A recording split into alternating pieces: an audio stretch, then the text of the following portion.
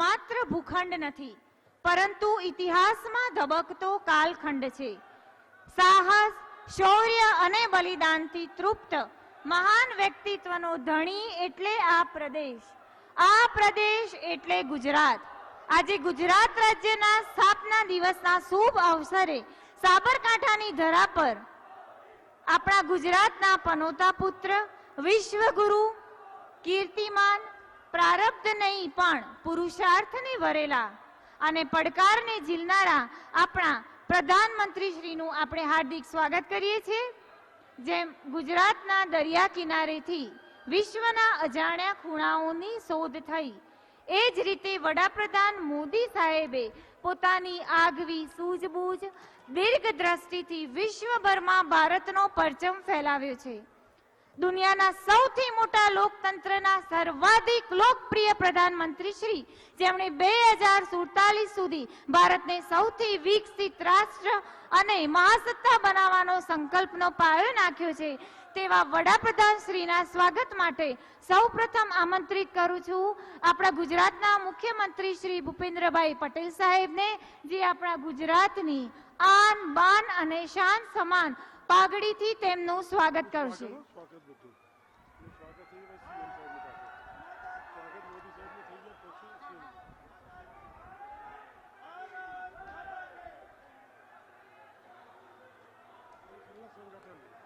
જિલ્લા સંગઠન કરશે. જિલ્લા સંગઠન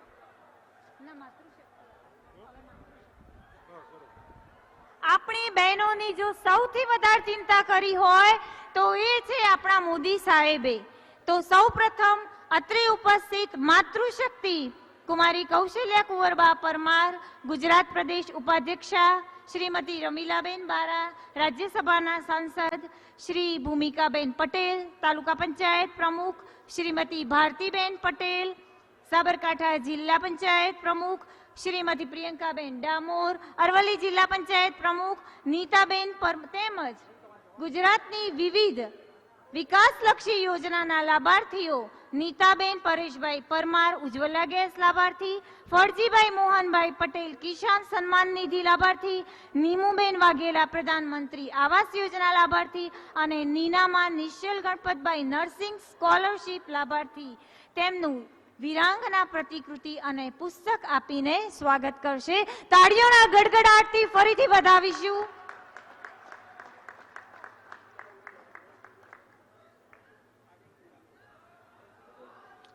હવે હું લોકસભા તેમજ વિધાનસભાના ઉમેદવાર શ્રીઓ શ્રીમતી શોભનાબેન બારૈયા, સાબરકાંઠા લોકસભા ઉમેદવાર,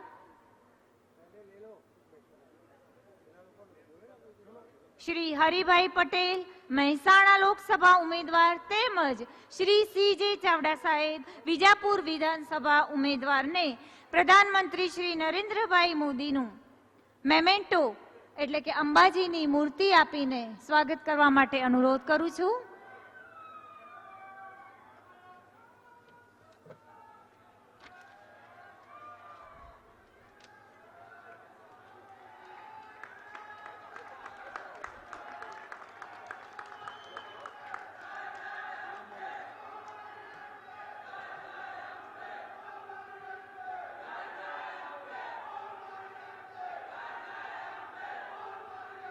હવે હું પ્રધાનમંત્રી શ્રીના સ્વાગત માટે અનુરોધ કરીશ.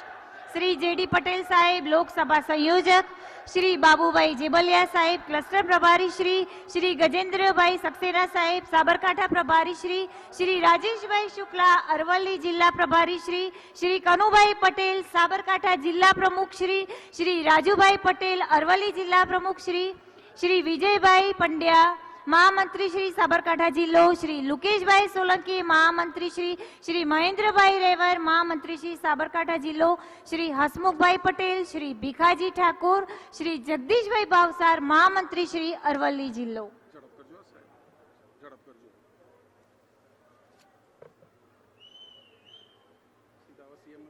આજે આ તકે હું જીનલ પટેલ, કારોબારી અધ્યક્ષ નગરપાલિકા, મને સંચાલન કરવાનો મોકો આપવા બદલ આપ સૌ મંચસ્થ મહાનુભાવનો ખૂબ ખૂબ આભાર માનું છું. અસ્તુ.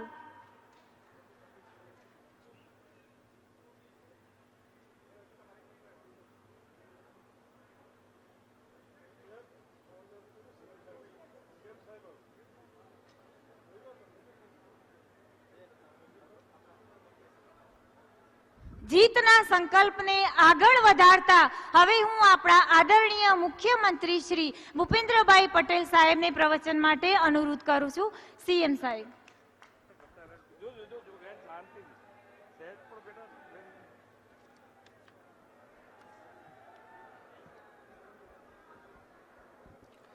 ભારતીય જનતા પાર્ટી ગુજરાત પ્રદેશ દ્વારા આયોજિત વિજય વિશ્વાસ સભામાં આપણી સૌની સાથે મંચ ઉપર ઉપસ્થિત જનપ્રિય, જનનાયક, દૂરંદેશી નેતૃત્વના ધની, વિકાસ પુરુષ આદરણીય પ્રધાનમંત્રી શ્રી નરેન્દ્રભાઈ મોદી સાહેબ, મારા સાથી મંત્રી શ્રી ભીખુસિંહ પરમાર, સાંસદ શ્રી દીપસિંહ રાઠોડ, શ્રીમતી શારદાબેન પટેલ, રાજ્યસભાના સાંસદ શ્રી રમીલાબેન બારા, સાબરકાંઠા લોકસભાના ઉમેદવાર શ્રીમતી શોભનાબેન બારૈયા, મહેસાણા લોકસભા બેઠકના ઉમેદવાર શ્રી હરિભાઈ પટેલ, વિજાપુર વિધાનસભા બેઠકના ઉમેદવાર શ્રી જે ચાવડા, અરવલ્લી જિલ્લા પંચાયતના પ્રમુખ શ્રીમતી પ્રિયંકાબેન ડામોર, સાબરકાંઠા જિલ્લા પંચાયતના પ્રમુખ શ્રીમતી ભારતીબેન પટેલ, પ્રદેશના ઉપાધ્યક્ષ શ્રી કૌશલ્ય કુંવરબા પરમાર, સાબરકાંઠા જિલ્લાના પ્રમુખ શ્રી કનૈયાલાલ પટેલ, અરવલ્લી જિલ્લાના પ્રમુખ શ્રી રાજેન્દ્રભાઈ પટેલ, મારા સૌ સાથી ધારાસભ્ય શ્રી વીડી ઝાલા, શ્રી રમણભાઈ વોરા, શ્રી ગજેન્દ્રભાઈ પરમાર, શ્રી પીસી બરંડા, શ્રી સરદારભાઈ ચૌધરી, શ્રી ધવલસિંહ ઝાલા, શ્રી બલરાજસિંહ ચૌહાણ, પ્રદેશ કિસાન મોરચાના અધ્યક્ષ શ્રી હિતેશભાઈ પટેલ, જિલ્લા સંગઠન તથા લોકસભા બેઠકના પ્રભારીશ્રીઓ, ચૂંટાયેલા જનપ્રતિનિધિ, સંગઠનના પદાધિકારી, વિશાળ સંખ્યામાં ઉપસ્થિત સૌ ભાઈઓ, બહેનો, યુવાનો, પ્રેસ મીડિયાના મિત્રો, સૌને મારા નમસ્કાર. જય શ્રી રામ. વિશ્વની સૌથી મોટી લોકશાહી એવા આપણા દેશમાં લોકશાહીની ચૂંટણીનું પર્વ ઉજવાઈ રહ્યું છે.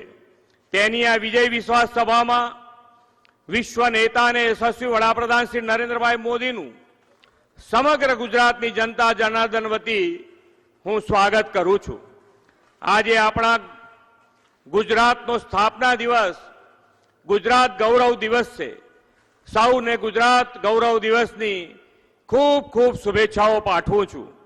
ગુજરાતે અઢી દાયકામાં આદરણીય શ્રી મોદી સાહેબની વિઝનરી લીડરશીપમાં દસે દિશાએ વિકાસની હરણફાળ ભરી છે. આદરણીય નરેન્દ્રભાઈના નેતૃત્વમાં ગુજરાતનો આ વૈશ્વિક વિકાસ જ વિકાસની રાજનીતિ, પોલિટિક્સ ઓફ પરફોર્મન્સની સચોટ સાબિતી છે. વડાપ્રધાનશ્રીના નેતૃત્વમાં આ લોકસભાની ચૂંટણીમાં ભારતીય જનતા પાર્ટીને અભૂતપૂર્વ જનસમર્થન મળવાનું છે તેવો આપણને સૌને વિશ્વાસ છે. આખી દુનિયાની નજર આ ચૂંટણી પર છે, કેમ કે 140 કરોડ ભારતવાસીઓ શ્રી નરેન્દ્રભાઈ મોદીને સતત ત્રીજી વાર વડાપ્રધાન બનાવવાનું મન બનાવી લીધું છે. શ્રી નરેન્દ્રભાઈ મોદી દેશ અને દુનિયામાં એ સાબિત કરી બતાવ્યું છે કે વિકાસની રાજનીતિથી દરેક ચૂંટણી જીતી શકાય છે. તેમણે પાછલા 10 વર્ષમાં સેવા કાર્યોથી દેશમાં સતત અવિરત વિકાસની ગેરંટી સાકાર કરી છે. આજે નાગરિકોને વિશ્વાસ બેઠો છે કે મોદીની ગેરંટી એટલે માત્ર વચનો નહીં, પરંતુ ગેરંટી પૂરી થવાની ગેરંટી. મોદી સાહેબની ગેરંટી એટલે સંકલ્પથી સિદ્ધિ, વિઝનથી વિકાસ, સહકારથી સમૃદ્ધિ, અંત્યોદયથી સર્વોદય અને આત્મનિર્ભરથી આત્મસન્માન. જેનું ભૂમિપૂજન કરે તેનું લોકાર્પણ પણ કરે અને જે કહ્યું તે કરી બતાવ્યું. આ છે મોદીજીની ગેરંટી. પરફોર્મ, રિફોર્મ અને ટ્રાન્સફોર્મ આ કાર્યમંત્રથી ચાલતી સરકાર એટલે મોદી સરકાર. ગરીબ, યુવા, અન્નદાતા અને નારી શક્તિનું હિત જો હૈયે હોય તો વિકાસ દ્વારા જીવન કેવી રીતે બદલી શકાય તેનું ઉદાહરણ વડાપ્રધાન શ્રી નરેન્દ્રભાઈ મોદીએ પૂરું પાડ્યું છે. દરેક વર્ગ, દરેક વયજૂથ, દરેક સમાજ, દરેક નાગરિકના જીવનમાં સર્વાંગી વિકાસ માટેની ગેરંટી આદરણીય મોદી સાહેબે આપી છે. આ ગેરંટી એટલે દેશની કરોડો માતાને ચૂલાના ધુમાડામાંથી મુક્તિ આપીને પીએમ ઉજ્જવલા યોજનાથી ગેસ કનેક્શનની ગેરંટી. દેશના કરોડો ગરીબ પરિવારને પ્રધાનમંત્રી ગરીબ કલ્યાણ અન્ન યોજનામાં વિના મૂલ્ય અનાજની ગેરંટી. આયુષ્યમાન ભારત જેવી વિશ્વની સૌથી મોટી આરોગ્ય યોજનાથી મફત અને શ્રેષ્ઠતમ સ્વાસ્થ્ય સેવાઓની પણ ગેરંટી. પીએમ આવાસ અને સ્લમ રીડેવલપમેન્ટ યોજનાથી દરેકને તેમના સપનાના ઘરની અને સૌને પાકા આવાસની આપવાની ગેરંટી.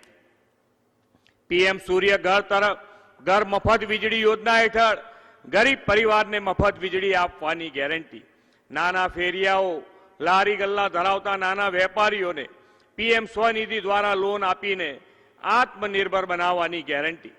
આત્મનિર્ભરતાથી આત્મસન્માન સાથે ભારતને વૈશ્વિક મેન્યુફેક્ચરિંગ હબની ઓળખ અપાવીને દુનિયાની ત્રીજી આ મોટી આર્થિક તાકાત બનાવવાની ગેરંટી. નવી શિક્ષણ નીતિના અમલ અને વર્લ્ડ ક્લાસ શૈક્ષણિક સંસ્થાઓના નિર્માણથી અમૃત પેઢીના સપનાઓ પૂરા કરવાની guarantee. Highway, bullet, Vande Bharat, metro ટ્રેનનું network જેવા વર્લ્ડ ક્લાસ ઇન્ફ્રાસ્ટ્રક્ચરના નિર્માણની ગેરંટી. મોદીજીના આવા જનહિતના કામો, સંકલ્પો અને ગેરંટીઓના કારણે જ દેશના 140 કરોડ લોકો પોતાને આ આદરણીય વડાપ્રધાન શ્રી મોદીજીનો પરિવાર માને છે. વડાપ્રધાનશ્રીએ પણ પોતાના આ વિશાળ પરિવારમાં વિકાસથી કોઈ વંચિત ન રહી જાય તેની કાળજી લીધી છે.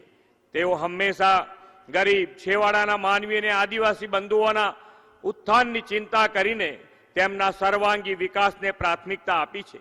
તેના પરિણામે દેશમાં 25 કરોડ જેટલા લોકો ગરીબીમાંથી બહાર આવ્યા છે. મોદીજીના વિકસિત ભારત સંકલ્પ યાત્રા ગેરંટી રથે દેશભરમાં ગામે ગામ જઈને સરકારની કલ્યાણકારી યોજનાના લાભથી બાકી રહેલા જરૂરિયાતમંદ નાગરિકોને ઘેર બેઠા લાભ આપ્યા છે. યોજનાઓના લાભ 100% લાભાર્થી સુધી પહોંચાડીને બધી ગેરંટીઓ આદરણીય મોદી સાહેબે પૂરી કરી છે. તેના કારણે દેશના જન અબ કી બાર 400 પાર સાથે મોદી સાહેબને ફરીથી ત્રીજી વાર વડાપ્રધાન પદ પર જોવા તત્પર છે. લોકસભાની આ ચૂંટણીના પરિણામ પહેલા જ ભાજપના વિજયશ્રીની શરૂઆત ગુજરાતથી થઈ છે અને ભાજપના સુરત બેઠકના સાંસદ બિનહરીફ વિજેતા જાહેર થયા છે. રાજ્યની બાકી તમામ 2500 બેઠક ઉપર કમળ ખીલવીને રાષ્ટ્ર નિર્માણમાં આપણે ફાળો આપવાનો છે. બધા જ ભાજપના ઉમેદવારને જનતા જનાર્દન આશીર્વાદ આપીને ફરી એકવાર મોદીજીના હાથ વધુ મજબૂત કરશે એવા વિશ્વાસ સાથે વિરમું છું. ભારત માતા કી જય. વંદે માતરમ. જય જય ગરવી ગુજરાત.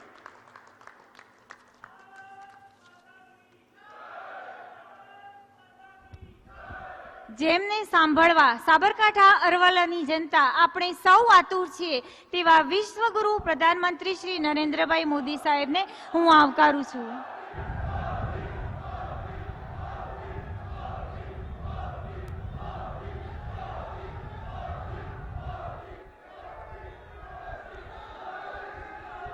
भारत माता की, भारत माता की. કેમ છે આપણું હેમનગર?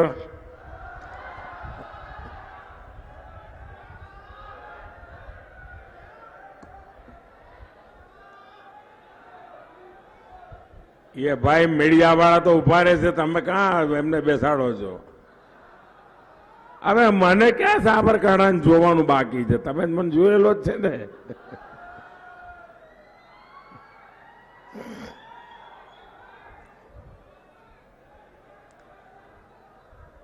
કેટલાય દશકાઓથી સાબરકાંઠા સાથેનો મારો નિકટ નાતો રહ્યો છે. પેઢીઓ બદલાઈ ગઈ, રંગરૂપ બદલાઈ ગયા, પણ સાબરકાંઠાનો પ્રેમ એવો ને એવો મારા પર રહ્યો છે.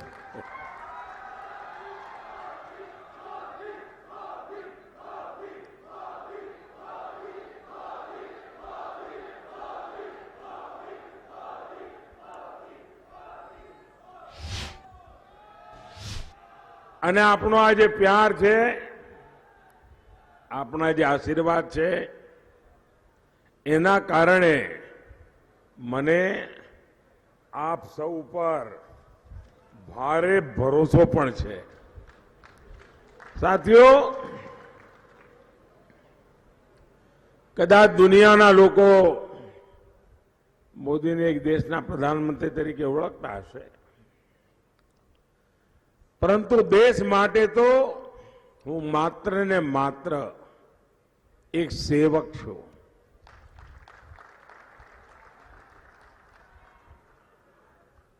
દેશવાસીઓ માટે સેવાનું વ્રત લઈને નીકળેલો, આપના માટે ખપી જનારો અને સદાય તમારો સાથી. અહીંયા અનેકોને હું નામથી બોલાવી શકું અને અનેકોએ મને કહી ગયા, નરેન્દ્રભાઈ ઉભા રહો ને જરા. એવો આપણો નાતો, અને એ જ શક્તિ છે જે શક્તિને લઈને આપણે આગળ વધી રહ્યા છીએ. અનેક વાર આવ્યો છું, પરંતુ આજે હું આપની પાસે કંઈક માગવા માટે આવ્યો છું. સરકારી કામોમાં આવું તો કઈ ને કઈ આપવા માટે આવું, કઈ યોજના લઈને આવું, કઈ શિલાન્યાસ હોય, ઉદ્ઘાટન હોય, પરંતુ કોક વાર તો માગવા આવવું જોઈએ ને. અને મને તમારા આશીર્વાદ જોઈએ છે, જેથી કરીને 140 કરોડ દેશવાસીઓ જે સપના લઈને જીવી રહ્યા છે, એ સપનાને સાકાર કરવામાં હું કોઈ પાછી પાની ના કરું, મારી કોઈ ઉણપ ન રહી જાય. અને એના માટે મને મજબૂત સમર્થન જોઈએ. સંસદમાં મને ગુજરાતના બધા જ સાથીઓની જરૂર છે. દેશ ચલાવવા માટે મને સાબરકાંઠાએ જોઈએ ને મહેસાણાએ જોઈએ. અને મને પૂરી ખાતરી છે કે આપ સૌ 7મી તારીખે અભૂતપૂર્વ મતદાન કરીને પ્રત્યેક પોલિંગ બૂથમાં વિજય પ્રાપ્ત કરવાના સંકલ્પ સાથે ભારતીય જનતા પાર્ટીને વિજયી બનાવશો. એવી મને પૂરી શ્રદ્ધા છે। भाइयों और बहनों, 2014 में जब आपने मुझे दिल्ली भेजा तो कोई छोटे मोटे काम करने के लिए थोड़ा भेजा था।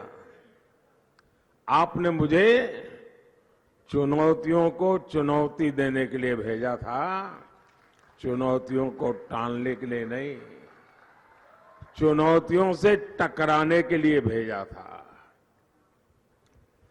और इस मिट्टी में वो ताकत है। दुनिया ने महात्मा गांधी में वो ताकत देखी थी, देश ने सरदार वल्लभ भाई पटेल में वो सामर्थ्य देखा था। इस मिट्टी में वो ताकत है जिसने मुझे पाला पोसा बड़ा किया, और मैं आपके द्वारा दिए गए संस्कारों से, आपके द्वारा दी गई शिक्षा से आज देश की सेवा करने में दिन रात खपाता रहता हूं। आज मैं संतोष के साथ कह सकता हूं कि मैंने कोई कोर कसर बाकी नहीं छोड़ी। ये कांग्रेस के लोग देश को डराते थे कि राम मंदिर बनेगा तो देश में आग लग जाएगी। राम मंदिर बना कि नहीं बना? शान से बना कि नहीं बना? प्रभु राम की प्राण प्रतिष्ठा हुई कि नहीं हुई? क्या कहीं कोई आग लगी क्या? कहीं तू मैं भी हुआ क्या? देश भर के लोगों ने मिलकर के उस उत्सव के रूप में मनाया कि नहीं मनाया?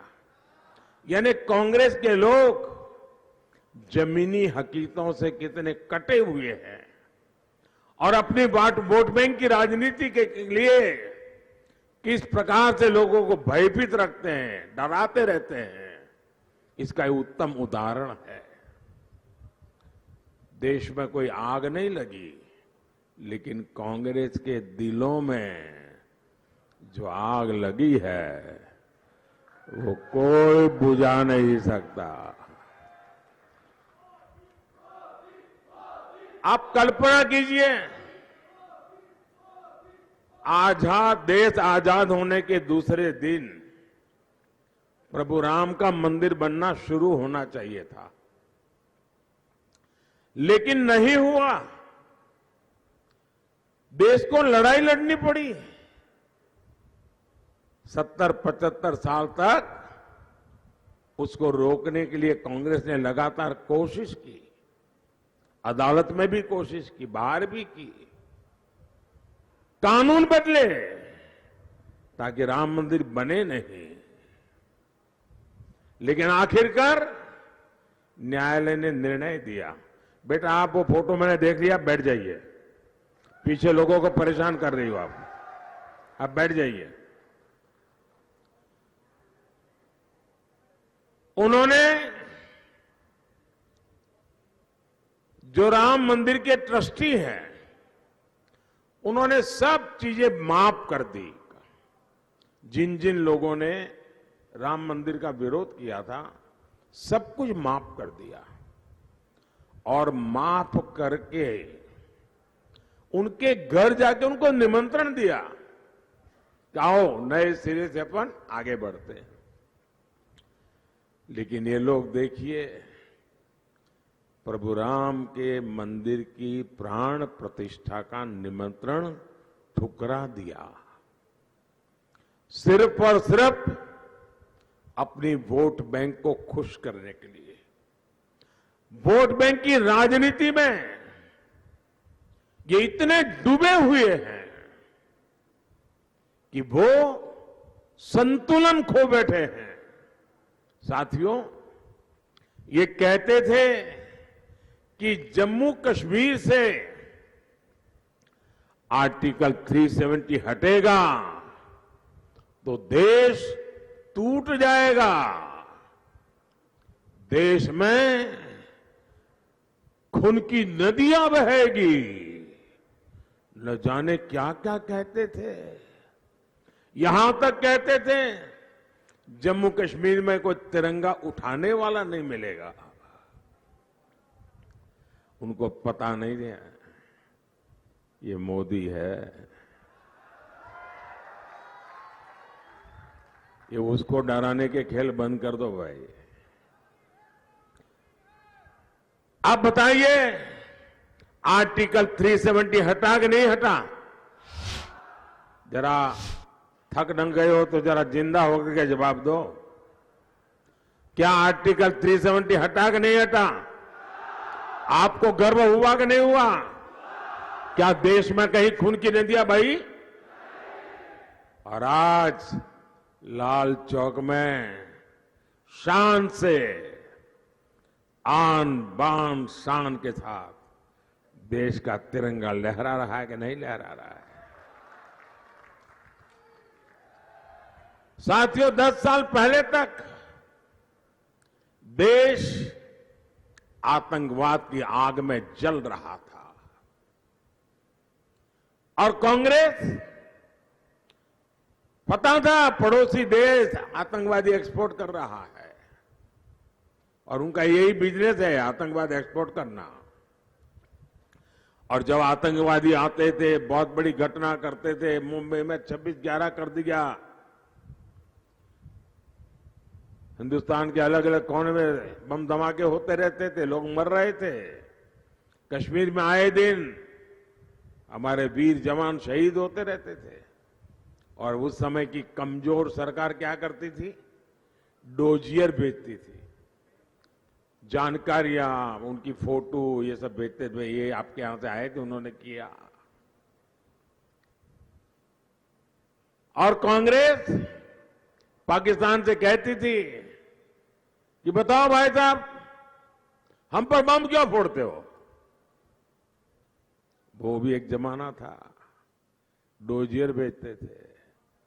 आज का भारत आतंक के आकाओं को डोजियर नहीं, डोज देता है और घर में घुस करके मारता है।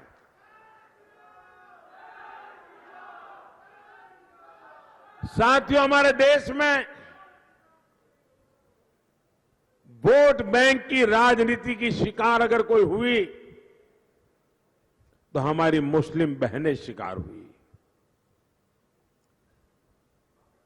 सुप्रीम कोर्ट ने निर्णय दे दिया था, ये संविधान लेके घूम रहे हैं ना शाहजादे, अगर संविधान के प्रति इतना सम्मान है तो भारत के संविधान ने बनाई हुई सर्वोच्च अदालत ने कहा था शाहबानू के केस में, लेकिन आपने सुप्रीम कोर्ट का अपमान करके कानून बना दिया और मुस्लिम बहनों को संरक्षण नहीं दिया। और 3 तलाक खत्म होने से सिर्फ मुस्लिम बहन को सुरक्षा मिली तो नहीं, पूरे परिवार को सुरक्षा मिली है। क्योंकि जब बेटी शादी करके जाती थी तब पूरा परिवार बड़े सपनों के साथ बेटी को ससुराल भेजता था, लेकिन चिंता रहती थी मुसलमान परिवार को कि कहीं दामाद 3 तलाक बोल करके बेटी को वापस न भेज दें। भाई को चिंता, पिता को चिंता, मां को चिंता, और ऐसी कितनी ही बेटियां 3 तलाक सुन करके घर लौट आती थी। परिवार के परिवार तबाह हो जाते थे। लेकिन वोट बैंक की राजनीति के लिए इन्होंने 3 तलाक के कानून को, परंपरा को रोकने के लिए हिम्मत नहीं दिखाई। मुझे वोट बैंक की चिंता नहीं थी, मैं चुनाव की हार जीत के हिसाब से देश नहीं चलाता हूं। मैं मेरी मुसलमान बेटियों को सुरक्षा देना चाहता था और मैंने इस देश में से 3 तलाक उसको खत्म कर दिया। लाखों बहनों की जिंदगी बचाई है, लाखों परिवारों की जिंदगी बचाई है। भाइयों और बहनों, आपके आशीर्वाद से मोदी ने जब ये सब किया तो कांग्रेस के शाहजादे को बुखार आ जाता है, तकलीफ हो जाती है, और बुखार में इंसान कुछ भी बोल देता है। शाहजादा कह रहा है कि अगर मोदी तीसरी बार आया तो फिर देश में आग लग जाएगी। बोलो, ये पता नहीं इनके दिमाग में आग कहां से भर गई है। दरअसल कांग्रेस के सपने आग में राख हो चुके हैं।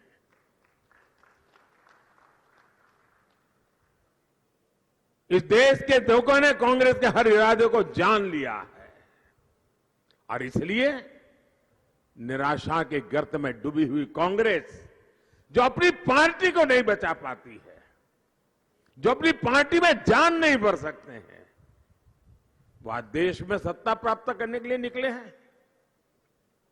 60 साल तक कांग्रेस सत्ता में रही है, लेकिन आज उनकी स्थिति लेने के देने पड़ गए हैं। ये लोग सरेआम क्या भाषा बोलते हैं देश के विभाजन की। अरे भाई, 1947 में विभाजन देख करके देश तबाह हो गया और अभी भी उनके बड़े बड़े नेता देश के विभाजन की बातें करते हैं। और ये कांग्रेस के सारे जो चट्टे पट्टे हैं ना, इंडी गठबंधन, उनकी रणनीति एक ही है, देश में अराजकता फैलाओ, अस्थिरता फैलाओ, देश मुश्किल में आ जाए, लेकिन कैसे भी करके इन्हें मोदी को बदनाम करना है। उन्होंने 100 साल की आपदा, सबसे बड़ी आपदा कोरोना के दौरान यही खेल खेले। भारत का कोविड मिशन फेल हो, भारत का वैक्सीनेशन मिशन फेल हो, इसके लिए उन्होंने हर प्रकार के हथकंडे अपनाए। जब सीए कानून हम लाए तब भी उन्होंने नकारात्मक फैला करके देश में तूफान फैलाने की कोशिश की। आप मुझे बताइए, बंटवारे के समय तब के जो हिंदू, सिख, ईसाई पाकिस्तान में रह गए थे, क्या भारत की के प्रति कोई जिम्मेदारी नहीं है? बंटवारा तो धर्म के आधार पर हुआ था ना, तो जो पीछे रह गए उनका क्या कसूर था? अब भारत ऐसे पीड़ितों को नागरिकता दे रहा है तो कांग्रेस को परेशानी हो रही है। साथियों, आज भी कांग्रेस अपनी हरकतों से बाज नहीं आ रही है। इन्होंने हर बार चुनाव हार जाए तो बहाना ढूंढते हैं, ईवीएम ने मार दिया, ईवीएम ने मार दिया, ईवीएम, और जहां जीत जाए तो चुप। ईवीएम के विरुद्ध देश को भड़काने का प्रयास कर रहे हैं। अभी सुप्रीम कोर्ट ने उनको ऐसा चांटा मारा, ऐसा चांटा मारा है, अब पता नहीं वो बोल नहीं पाएंगे कभी। अब इन्होंने क्या चलाया? संविधान खतरे में है, आरक्षण चला जाएगा। ये जो संविधान और आरक्षण की बातें करते हैं ना कांग्रेस वाले,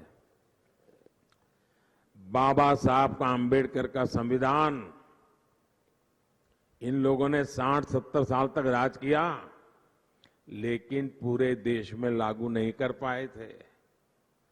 कश्मीर में ये संविधान लागू नहीं हुआ था। कश्मीर में दलितों को, आदिवासियों को, पिछड़ों को आरक्षण नहीं मिलता था। ये बड़ी बड़ी बातें करते हैं। ये मोदी है जिसने आकर के 370 हटा करके संविधान को कश्मीर में लागू किया। कश्मीर के अंदर जो दलित हैं उनको 70 साल के बाद अधिकार मिले, आदिवासियों को अधिकार मिले, महिलाओं को अधिकार मिले, ओबीसी को अधिकार मिले। संविधान की पवित्रता हिंदुस्तान के हर कोने में सुरक्षित करने का काम मोदी करता है। क्यों? मोदी संविधान के प्रति समर्पित है। भाइयों बहनों, जब देश के दलित, आदिवासी, पिछड़े कांग्रेस को रिजेक्ट कर दिए हैं, आज देश में सबसे ज्यादा एमएलए एससी, एसटी, ओबीसी के बीजेपी के, सबसे ज्यादा एमपी एससी, एसटी, ओबीसी के बीजेपी के, उनका सब खाली हो गया है। और इसलिए अब उन्होंने कारोबार चलाया, फर्जी वीडियो, फेक वीडियो, सारा कारोबार फर्जी। उनकी बात कोई सुनता नहीं, तो मोदी का चेहरा और मुंह में दूसरी बात डाल करके लोगों को दिखाते हैं। अरे भाई, तुम्हारे में हिम्मत हो तो तुम अपने चेहरे से बोल के दिखाओ ना। वो दम नहीं है और उनको पता है न देश उनको देखना चाहता है, न देश उनको सुनना चाहता है, न देश उनको स्वीकार करना चाहता है।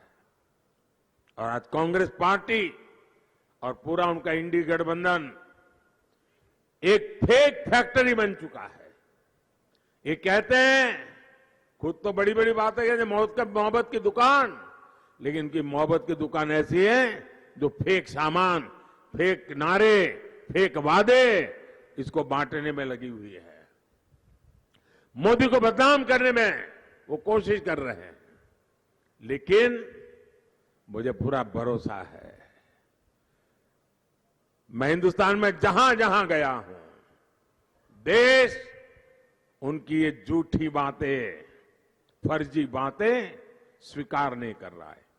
पहले और दूसरे चरण में जो मतदान हुआ है, उनके होश उड़ गए हैं और बहानेबाजी खोज रहे थे। अब जो पूरा पराजय में भी मोरल विक्ट्री देखते हो, उन लोगों को देश की जनता कभी स्वीकार करने वाली नहीं है। और मुझे विश्वास है, मेरा गुजरात इस विजय यात्रा में सबसे आगे रहेगा।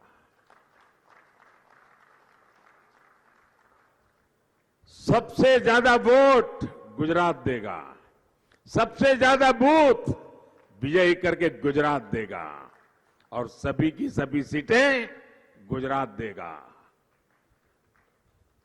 साबरकांठा से एक प्राथमिक शिक्षिका इस बार चुनाव के मैदान में है।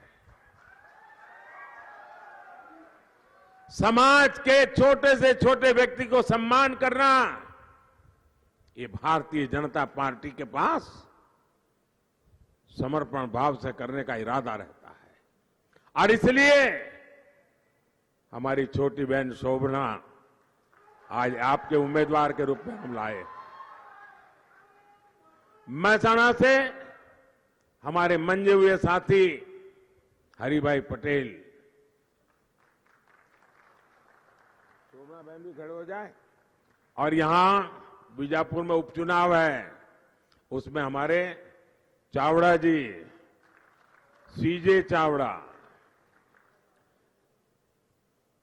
बहुत पुराने मंजे हुए खिलाड़ी रहे हैं। लेकिन मैं कहूंगा कि वो कांग्रेस में तब भी मेरे एक शब्दों को कभी उन्होंने टाला नहीं है। आज मैं पब्लिकली कहता हूं और मुझे खुशी है कि आज वो हमारे साथी बनकर के गुजरात का भाग्य बदलने के में अपना योगदान देंगे। साथियों, हम सबकी जिम्मेवारी है कि हमें हर बूथ में कमल खिलाना है। और आप ये भी पक्का मान लीजिए, जब आप इनको वोट देंगे ना, तो वोट सीधा सीधा मोदी के खाते में जाएगा। आपका हर वोट मोदी को मजबूत करेगा।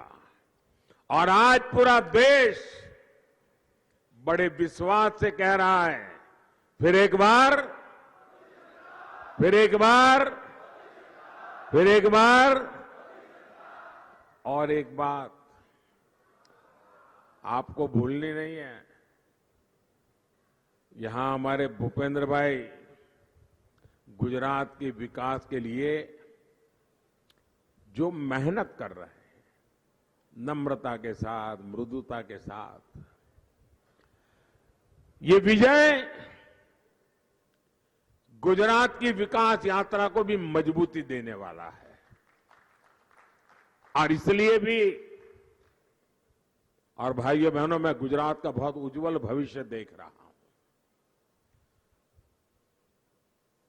અને મારે પહેલા જે પહેલી વાર જે વોટર છે ને, એમને જરા ખાસ વાત કરવી છે, જે લોકોને પહેલી વાર મત આપવા જવાનું છે।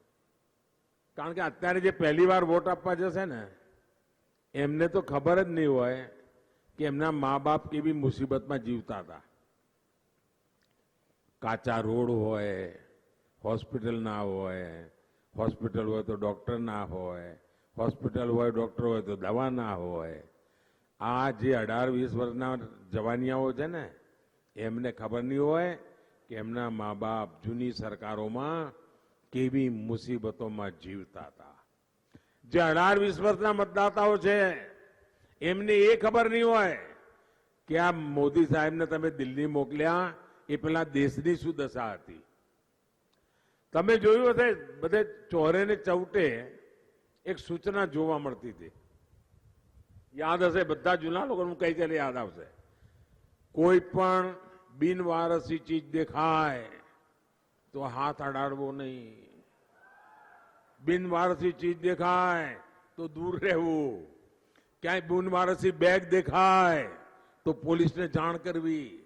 કોઈ બિનવારસી ટિફિન દેખાય, કેમ તો દેશમાં ક્યાંય પણ બોમ્બ ભડાકો થશે એવું દેશ ભાઈમાં જીવતો હતો. આ મોદી સાહેબને આયા પછી આ બિનવારસી બધું શું થયું ભાઈ? બંધ થઈ ગયું કે ના થઈ ગયું?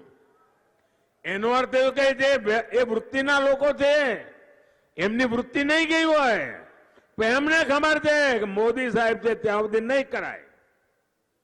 અને એટલા માટે ભાઈઓ બહેનો 18 વર્ષની ઉંમરના બાળકો જે છે ને, જવાનિયાઓ, એમને આ જોવા જેવું છે. તમે પહેલા છાપું ખોલો ને તો ભ્રષ્ટાચારના સમાચારો આવતા હતા. પહેલા જયારે છાપું ખોલો ને ભ્રષ્ટાચારના સમાચારો આવતા હતા. આટલા ગયા, આટલા લૂંટાયા, આટલા ગયા. આજે કયા સમાચાર આવે છે? આટલા પકડાણા, નોટો ગણતા ગણતા મશીન થાકી ગયા, એવું આવે છે. આવે છે કે નથી આવતું? હવે આ બધે પકડું તો પછી તકલીફ તો થાય ને ભાઈ. તો પછી મોદીને હટાવવા માટેના કારસા તો રચે કે ના રચે? તો મારી રક્ષા કોણ કરે? મારી રક્ષા કોણ કરે? કોણ કરે? અરે મારા દેશનો એક એક નાગરિક કરે. આ મારા ગુજરાતનો વાલો ભાઈ કરે, મારો બહેન કરે. ભાઈઓ બહેનો, એક જમાનો હતો ઉમરગામથી અંબાજી સુધી આખા આદિવાસી પટ્ટામાં વિજ્ઞાનની શાળા જ નહોતી. બોલો, આ બધા આટલી બધી વાતો કરે છે ને આરક્ષણની, વિજ્ઞાનની શાળા જ નહોતી.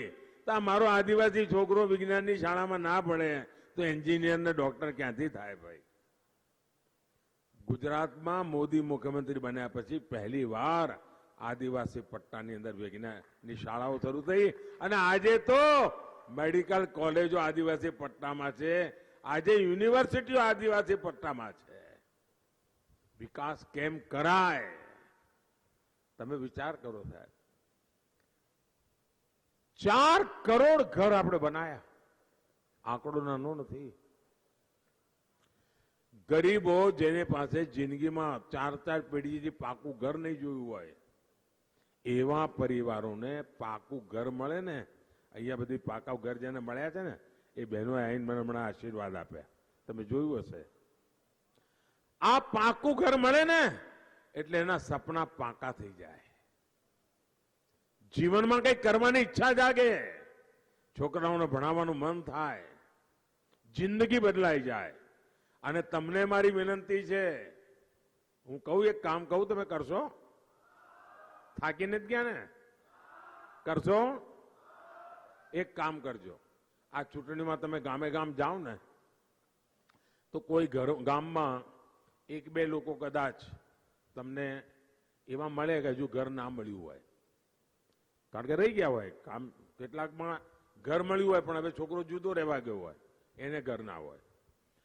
તો એમને કહેજો કે આપણા મોદીભાઈ આવ્યા હતા અને મોદીભાઈ કહ્યું તમે ચિંતા ના કરતા, ત્રીજી વખત સરકાર બનશે ને તમારું ઘર બની જશે.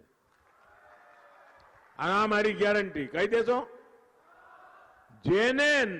જેના ઘરમાં ગેસનું કનેક્શન નહીં હોય મારા વતી તમે કહી જ દેજો.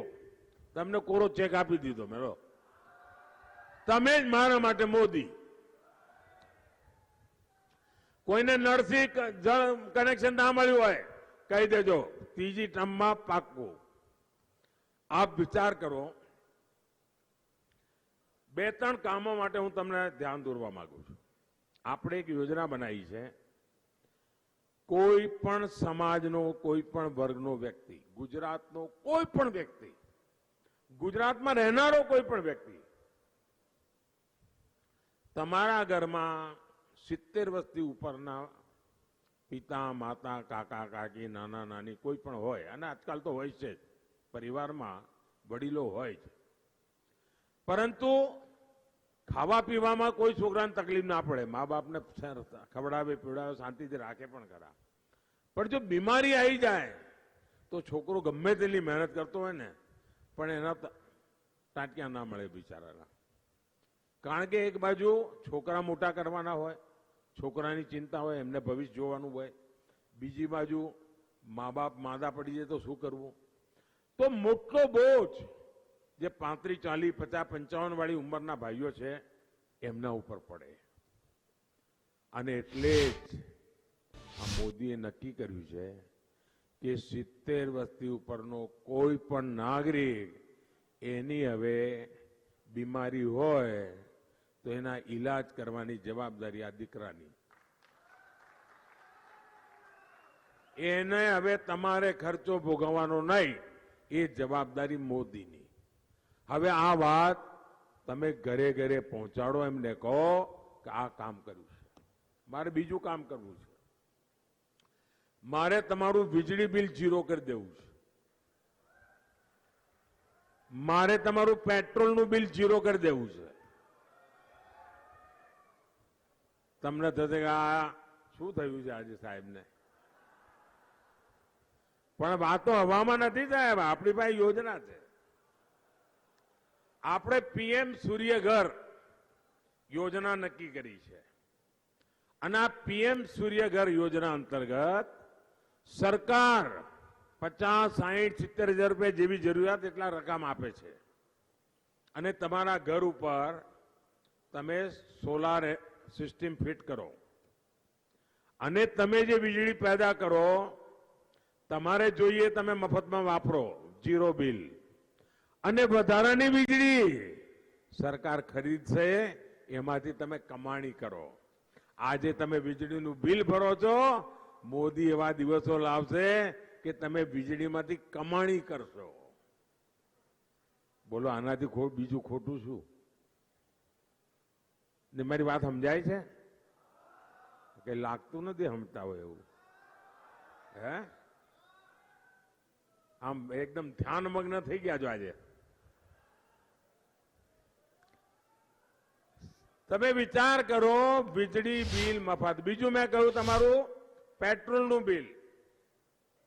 હવે જમાનો ઇલેક્ટ્રિક વ્હીકલનો આવવાનો છે, એટલે તમારી પાસે સ્કૂટી હોય, સ્કૂટર હોય, કાર હોય, તો આજે તમને ઘરેથી નીકળો 100-200 રૂપિયાનું પેટ્રોલ ભરાવવું પડે. હવે ઇલેક્ટ્રિક વ્હીકલ આવશે એટલે તમારા ઘરમાં જ જે વીજળી છે, તમારું વાહન રાત્રે ચાર્જ થઈ જાય, સવારે નીકળી પડો, 1 રૂપિયાનો પણ તમને પેટ્રોલનો ખર્ચો નહીં. હવે તમે મને કહો કે આ દેશનો જે મધ્યમ વર્ગ છે એનું જીવન કેટલું બદલાઈ જશે, અને એ પૈસા પોતાના પરિવારના કલ્યાણ માટે, પરિવારના સપના પૂરા કરવા માટે કેટલા બધા વાપરી શકશે. આપ જુઓ, ગુજરાત ગર્વ કરે. આજે દુનિયાનું સૌથી મોટું સ્ટેચ્યુ ક્યાં? દુનિયાની સૌથી મોટી ઓફિસની એરિયા કોનો? સુરતનો. દુનિયામાં સૌથી મોટું સ્ટેડિયમ ક્યાં? આ તાકાત છે ગુજરાતની ભાઈ. અને હવે ઇલેક્ટ્રિક વ્હીકલ બનવાના કામ ગુજરાતમાં થવાના, વિમાન બનવાના કામ ગુજરાતમાં થવાના, સેમી કન્ડક્ટરનું મોટું કામ જે દુનિયાના 4 કે 5 દેશમાં છે એ ગુજરાતમાં થવાનું. તમારે તો 2 હાથમાં લાડવા છે કે નહીં લ્યા? 5 આંગળી ઘીમાં છે કે નહીં? તો પછી મોદીને મજબૂત કરવાના કે ના કરવાના હોય? તો મારી તમારા બધા વિનંતી છે ભાઈઓ, ગમે તેટલી ગરમી હોય પણ પહેલા મતદાન પછી જલપાન. मंजूर मंजूर बाके पाए बोलो भारत माता की भारत माता की भारत माता की।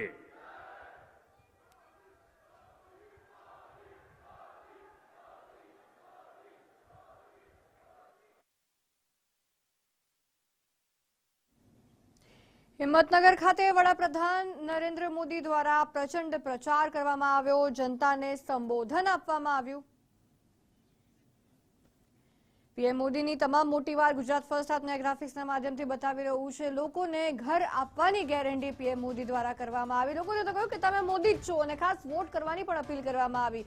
અંતમાં જ્યારે પોતાના સંબોધનના અંતમાં વડાપ્રધાને કહ્યું કે પહેલા મતદાન ત્યારબાદ જલપાન।